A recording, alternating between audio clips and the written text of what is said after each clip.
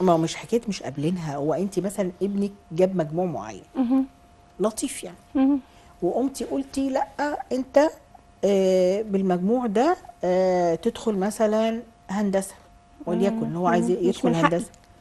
مش من حقك. لا مش من حقي، دي حياته. لا حقيقي مش من حقنا. ما هو مش من حقك. لو كان الاختيار التاني مقبول، لكن هو قال لك الاختيار التاني ليا مثلا هدخل تربيه رياضيه، وليكن مش يمكن هو موهوب فيها، مش يمكن هي دي اللي هيقدر ينجح فيها ويحقق ذاته فعلا. حضرتك بتشوفي كتير ممثلين كانوا دكاترة خريجين طب سابوا الطب واتجهوا للتمثيل، هو ده اللي هم حابينه. بس 95% من الاسر المصريه مش هتفكر كده.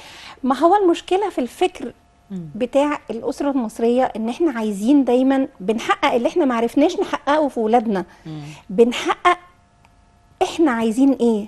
طب ليه ما بنفكرش صح؟